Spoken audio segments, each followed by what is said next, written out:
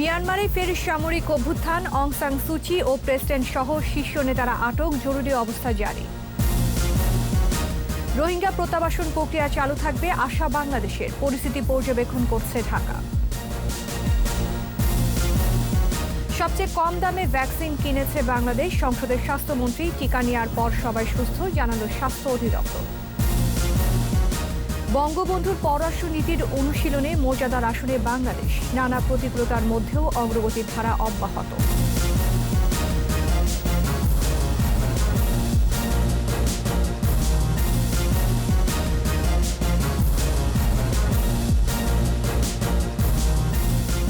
শুনছিলেন first security ইসলামী bank limited সংবাদ শিরোনাম। আমন্ত্রণ দুপুরে 2:21 সংবাদের সাথে আছি আমি আশা সাবেরা। দর্শক, 21 টেলিভিশনের সংবাদ একই সাথে সরাসরি দেখতে পাবেন আমাদের ফেসবুক পেজ www.facebook.com/2124 অনলাইনে। এছাড়া সংবাদে আরও থাকছে। শুরু হলো ভাষার মাস, রক্তে জেতা বর্ণমালার ফেব্রুয়ারি, শোক থেকেই প্রতিবাদের শক্তি, মুক্তি সংগ্রামের প্রেরণা।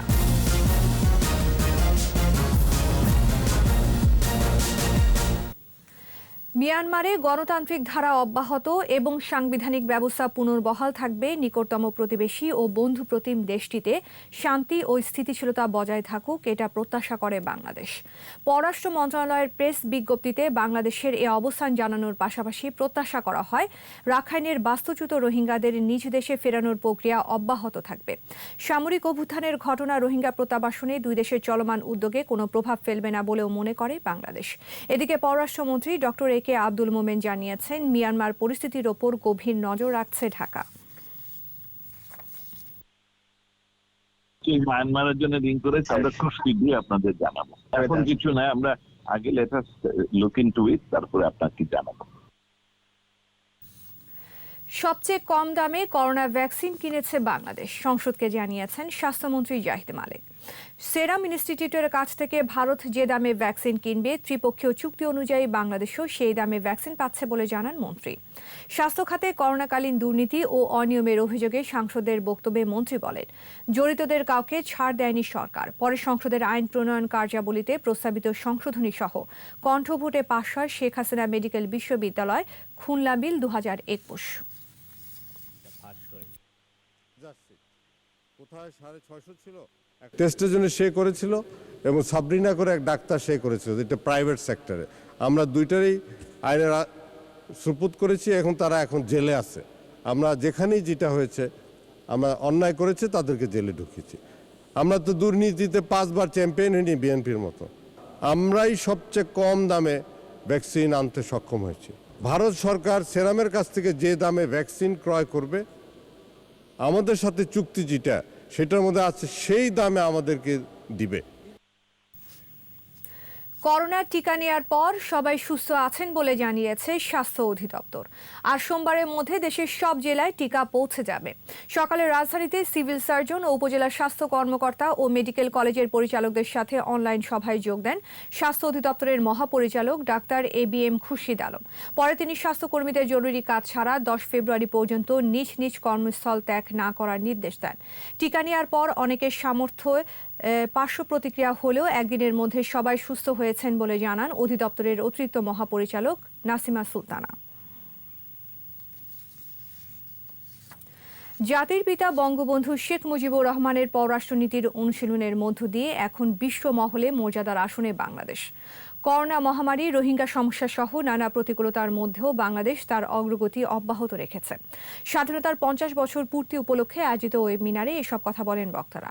অনুষ্ঠানে বাংলাদেশ এন্টারপ্রাইজ ইনস্টিটিউটের সম্মানিত ফেলো ফারুক সোভান তুলে ধরেন বঙ্গবন্ধুর সফল পররাষ্ট্রনীতির নানা দিক। আর পররাষ্ট্র সচিব মাসুদ বিন মোমেন জানান বর্তমান প্রেক্ষাপটে নানা চ্যালেঞ্জ ও তা মোকাবেলার পথ। রিপোর্ট দুলি মল্লিকের। মুজিবুর রহমান সবার সঙ্গে বন্ধুত্ব, কারো সঙ্গে বৈরিতা নয়, এমন নীতিতে বিশ্বাসী ছিলেন বঙ্গবন্ধু শেখ মুজিবুর রহমান। বঙ্গবন্ধুকে প্রাণ ঢালা শ্রদ্ধা। 1972 সালে পাকিস্তান কারাগার থেকে মুক্ত হয়ে যুদ্ধবিধ্বস্ত দেশ গড়ার কাজ শুরু করেন বঙ্গবন্ধু। তবে কঠিন এই চ্যালেঞ্জের মাঝেও ভুলে যাননি পররাষ্ট্রনীতি প্রণয়নের কথা। দূরদৃষ্টি সম্পন্ন বঙ্গবন্ধু সেই সময় বিভিন্ন দেশে স্থাপন করেন বাংলাদেশ মিশন, নিজেই সফর করেন বহু দেশ। বিশ্বকে জানান দেন শান্তিপূর্ণ ও সমতা নীতির কথা। মুষ্টিমেয় মানুষ যে অভূতপূর্ব বৈশ্বিক সমৃদ্ধি ও সুখ সুবিধা ভোগ করছে তার তুলনা ইতিহাসে বিরল। এই অবস্থার পরিবর্তন ঘটাতে পারে আমাদের মধ্যে মানবিক ঐক্যবোধ, ভ্রাতৃত্ববোধের পুনর্জাগরণ, পারস্পরিক নির্ভরশীলতার স্বীকৃতি, বর্তমান সমস্যার যুক্তিসঙ্গত সমাধান ঘটাতে সক্ষম। স্বাধীনতার 50 বছর পূর্তি উপলক্ষে আয়োজিত ওয়েবিনারে বাংলাদেশ এন্টারপ্রাইজ ইনস্টিটিউটের সম্মানিত ফেলো ফারুক সুবহান তুলে ধরেন বঙ্গবন্ধুর পররাষ্ট্রনীতির নানা দিক। The first government under Bangabandhu was the very important position occupied by foreign policy and foreign relations, where he would meet regularly not only with the foreign minister and the foreign secretary, but with the director generals. He traveled extensively himself during this period. আর পররাষ্ট্র সচিব মাসুদ বিন মোমেন বলেন, বঙ্গবন্ধুর পররাষ্ট্রনীতির সফল বাস্তবায়ন এখন স্পষ্ট বাংলাদেশে। Honorable Prime Minister Sheikh Hasina has achieved significant foreign policy milestones during her 4 tenures already. The historic Chittagong Hill Tracts Peace Treaty earned her global acclamation and ensured stability and prosperity in the region. Signing of the Ganges Water Sharing Treaty, cooperation in water sharing of other rivers, final implementation of the land boundary agreement with India, as well as the maritime boundary delimitation with India and Myanmar in a peaceful manner. তবে বর্তমান মহামারী করোনার প্রভাব, রোহিঙ্গা সমস্যা সহ নানা challenge এখনো বাংলাদেশের সামনে। এসব সমস্যা মোকাবেলায় পররাষ্ট্রনীতির দিকে বাংলাদেশকে আরো মনোযোগী হতে হবে বলে মত বক্তাদের। We have to continue to be innovative to diversify our exportables, both in terms of products and services, to sustain and thrive in the changing world scenario. It is commonly said that we have to be ready to transform the challenges into opportunities. জলবায়ু, মানব পাচার, সন্ত্রাস দমনের মতো বৈশ্বিক ইস্যুর পাশাপাশি SAARC, বিমস্টেকের মতো আঞ্চলিক ইস্যুগুলোকে গুরুত্বের সাথে বিবেচনার উপর জোর দেন তারা। দুলি মল্লিক, 21 টেলিভিশন। নিচ্ছি প্রিমিয়ার ব্যাংক লিমিটেড সংবাদ বিরতি। নো মাস্ক নো সার্ভিস বিধি মেনে চলুন, সুস্থ থাকুন। যখন ফিরছি তখন অন্যান্য খবরের সঙ্গে আরও থাকবে।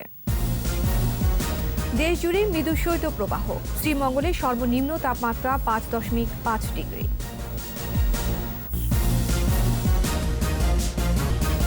আবারও আমন্ত্রণ দুপুর 2টার 21 সংবাদে।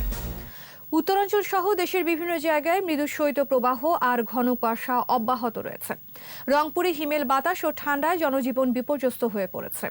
জরুরি কাজ ছাড়া ঘর থেকে বের হচ্ছে না মানুষ। প্রচণ্ড শীতে রংপুর মেডিকেল কলেজ হাসপাতালে চিকিৎসাধীন 2 শিশু কোল্ড ডায়রিয়ায় আক্রান্ত হয়ে মারা গেছে। এদিকে দেশের মৌলভীবাজারের শ্রীমঙ্গলে দেশের সর্বনিম্ন তাপমাত্রা 5.5 ডিগ্রি সেলসিয়াস রেকর্ড করা হয়েছে। শ্রীমঙ্গলের আবহাওয়া অফিস জানিয়েছে তাপমাত্রা আরও নামতে পারে। কনকনে ঠান্ডা ও শৈত্যপ্রবাহে অব্যাহত রয়েছে কুড়িগ্রামে। তীব্র ঠান্ডা আর কুয়াশার কারণে পিছিয়ে যাচ্ছে বড় আবাদ। লালমনিরহাট ও পঞ্চগড়ে প্রচণ্ড শীতে কাজে যেতে না পারায় বিপাকে হতদরিদ্ররা। গাইবান্ধায় সকাল থেকে দিনভর সূর্যের মুখ দেখা যায় না। এবার আমাদের বিশেষ আয়োজন ভাষার মাস।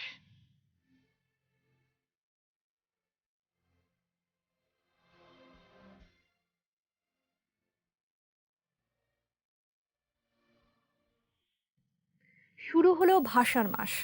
পাকিস্তান রাষ্ট্র সৃষ্টির 1 বছরের মাথায় বাঙালির স্বপ্নভঙ্গ। মাতৃভাষার উপর আঘাত, মায়ের ভাষা, মুখের ভাষা কেড়ে নেওয়ার প্রতিবাদে রক্ত দেয় বাঙালি।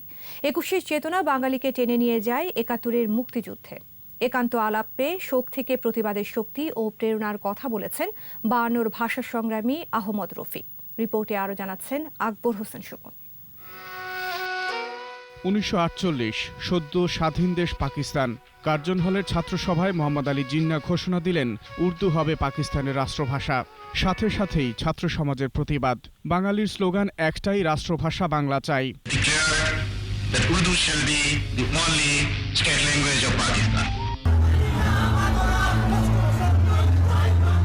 1950 সালে ওই স্লোগানের সাথে যুক্ত হয় রাজবন্দির মুক্তি চাই। পূর্বসূরি গভর্নর জিন্নাহ আর লিয়াকত আলী খানের তত্ত্বে বাঙালির মায়ের ভাষা কেড়ে নেয়ার ষড়যন্ত্রে প্রধানমন্ত্রী খাজা নাজিমউদ্দিন।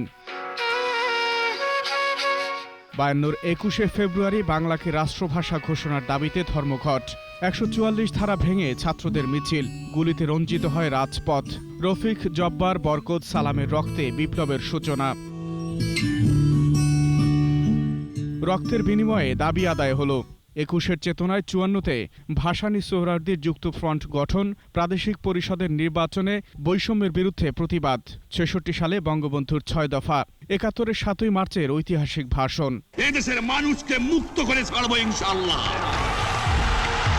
52-এর চেতনায় মুক্তিযুদ্ধ এবং স্বাধীনতা। মূল স্লোগানগুলো ছিল রাষ্ট্রভাষা বাংলা চাই, রাজবন্দীদের মুক্তি চাই, সর্বস্তরে বাংলা চালু করো। তার মানে বুঝতে পারছেন যে এটা জাতীয়তাবাদী চেতনার একটি পরিপূর্ণ প্রতিফলন। শহীদ মিনারও একইভাবে সেই সেই প্রতিবাদ এবং সেই আন্দোলন এর প্রেরণা। তবে উচ্চ আদালত, উচ্চ শিক্ষা কিংবা বেসরকারি স্তরে বাংলা পায়নি জীবিকার স্বীকৃতি। এটি এখনও 21-এর মূল দাবির অপ্রাপ্তি।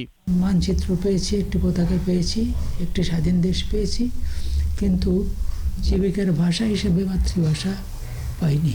ইউরোপের দিকে তাকান, তাহলে দেখবেন যে ওদের মাতৃভাষা ওদের রাষ্ট্রভাষা, ওদের রাষ্ট্রভাষা ওদের জাতীয় ভাষা, জাতীয় ভাষা ওদের জীবিকার ভাষা। এটা নিয়ে ওদের জাতিরাষ্ট্র। এখানে আমাদের খামতি, ঘাটতি যাই বলুন রয়ে গেছে। একটি মাতৃভাষা ভিত্তিক জাতিরাষ্ট্রের ভিত তৈরি হয়েছিল 52-র ভাষা আন্দোলনে। এই জাতিরাষ্ট্র মাতৃভাষা ভিত্তিক। আকবর হোসেন সুমন, 21 টেলিভিশন, ঢাকা। রক্তের বিনিময়ে অর্জিত মায়ের ভাষাকে রাষ্ট্রভাষার স্বীকৃতির পথ ধরেই বাংলাদেশ নামের ভাষাভিত্তিক রাষ্ট্রের অভ্যুদয়। 1972 সাল থেকে ভাষা শহীদের স্মৃতির স্মরণে ভাষার মাসের প্রথম দিনে শুরু হয় বইমেলা। অমর 21 গ্রন্থমেলা এখন বাঙালির সংস্কৃতি, চেতনা ও ঐতিহ্যের ধারক হিসেবে চিহ্নিত। তবে এবার করোনা দুর্যোগে মেলা হবে মার্চে। ফাঁকা মেলা প্রাঙ্গণে তবুও এসেছেন লেখক প্রকাশকরা। এরশাদ আলীর ক্যামেরায় আদিত্য মামুনের রিপোর্ট। ভাষার মাসে গ্রন্থমেলা চত্বর ফাঁকা, এমন বিরান ভূমি কখনো দেখেনি কেউ। প্রতি বছর মেলাকে কেন্দ্র করে বর্ধমান হাউজ ও সোহরাওয়ার্দী উদ্যানে জানুয়ারি থেকে স্টল প্যাভিলিয়ন নির্মাণের তোড়জোড় চলে। এবার নেই কোনো আয়োজন। করোনা সংক্রমণের এই সময়ে ফেব্রুয়ারিতে হচ্ছে না প্রাণের বইমেলা।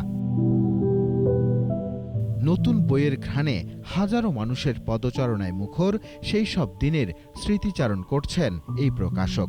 1 ফেব্রুয়ারিতে মেলা উদ্বোধন হয়, মাননীয় প্রধানমন্ত্রী উদ্বোধন করেন।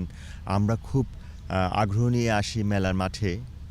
ঠিক এই টান থেকে আজকে এই মেলার মাঠে এসেছি। বইমেলা হচ্ছে ফেব্রুয়ারির বদলে মার্চে। কিছুটা বিপত্তি থাকলেও মেলা যে হচ্ছে তাতেই সন্তুষ্ট প্রকাশকরা।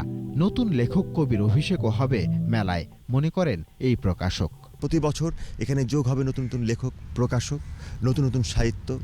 1983 সালে স্বৈরাচার বিরোধী আন্দোলনের সময়ও একবার মেলা বন্ধ ছিল, সেইবার মেলা অনুষ্ঠিত হয়নি। কিন্তু আশার ব্যাপার হচ্ছে যে করোনা দুর্যোগ আসলে বইমেলাকে থামিয়ে দিতে পারেনি। এই মেলাটি অনুষ্ঠিত হচ্ছে মার্চের 18 তারিখ থেকে। করোনা সংক্রমণের এই সময়ে মেলা না হওয়ার চেয়ে কিছুদিন পিছিয়ে অনুষ্ঠিত হচ্ছে। এটা সংস্কৃতির বিজয় বলে মানেন এই কথা সাহিত্যিক। আমি এই উদ্যোগকে স্বাগত জানাই। একেবারেই বইমেলা না হওয়ার চেয়ে 18 মার্চ থেকে যখন বইমেলা শুরু হচ্ছে, এটা একজন লেখক হিসেবে আমার জন্য অনেক বড় একটি প্রাপ্তি বলে আমি মনে করি।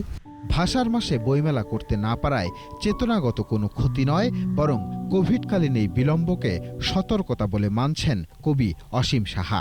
ফেব্রুয়ারি বইমেলা না হয়ে মার্চের বইমেলা হয়ে যাচ্ছে, সেটা একটা বড় জায়গা আছে। আমাদের স্বাধীনতার মাস, স্বাধীনতার নতুন উজ্জীবন থেকে আমরা বইমেলাকে আবার বরণ করে নেব। জীবনের প্রয়োজনে বইমেলা দেরিতে হচ্ছে, তবে মর্যাদা অক্ষুণ্ণ রেখে মার্চে আয়োজন সম্পন্ন করতে কাজ চলছে বলে জানালেন বাংলা একাডেমির মহাপরিচালক। 18 মার্চ থেকে বইমেলা হবে। তবে ফেব্রুয়ারির যে আবেগ, ফেব্রুয়ারির যে অনুভূতি, আমার ভাইয়ের রক্তে রাঙানো 21 ফেব্রুয়ারির যে অনুভূতি, তা হয়তো আমাদের হৃদয়ে থাকবে, প্রকাশ্যে হয়তো থাকবে না, কিন্তু তা কখনো মলিন হবার নয়, বিলীন হবার নয়। বাংলাদেশের এই গ্রন্থমেলা বিশ্বের অন্যতম প্রধান ঐতিহ্যের আয়োজন, যেখানে ভাষা শহীদদের ত্যাগ, বইয়ের প্রতি মানুষের টান আর লেখক পাঠকদের আবেগ ভালোবাসা এক কেন্দ্রে মিলিত হয়। ঐতিহ্যবাহী প্রাণের এই মেলা উদ্বোধন করবেন প্রধানমন্ত্রী শেখ হাসিনা। মাতৃভাষায় আমরা কথা বলার অধিকার পেয়েছি, তা যেন সমুন্নত থাকে।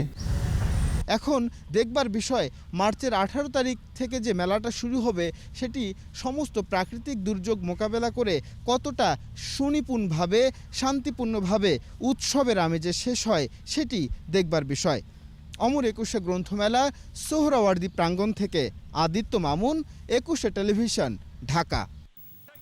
আর এরই সাথে শেষ করছি দুপুরে 2টার 21 সংবাদ। যাবার আগে ফার্স্ট সিকিউরিটি ইসলামী ব্যাংক লিমিটেড সংবাদ শিরোনামগুলো আরও একবার।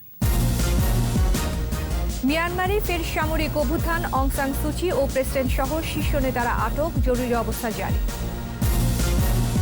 রোহিঙ্গা প্রত্যাবাসন প্রক্রিয়া চালু থাকবে, আশা বাংলাদেশের, পরিস্থিতি পর্যবেক্ষণ করছে ঢাকা।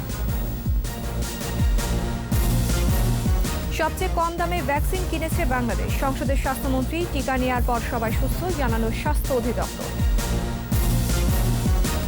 বঙ্গবন্ধুর পররাষ্ট্রনীতির অনুশীলনে মর্যাদার আসনে বাংলাদেশ, নানা প্রতিকূলতার মধ্যেও অগ্রগতির ধারা অব্যাহত। সর্বশেষ খবর জানতে ডায়াল করুন 2021 নম্বরে আর ভিজিট করুন 21-tv.com এই ওয়েবসাইটে।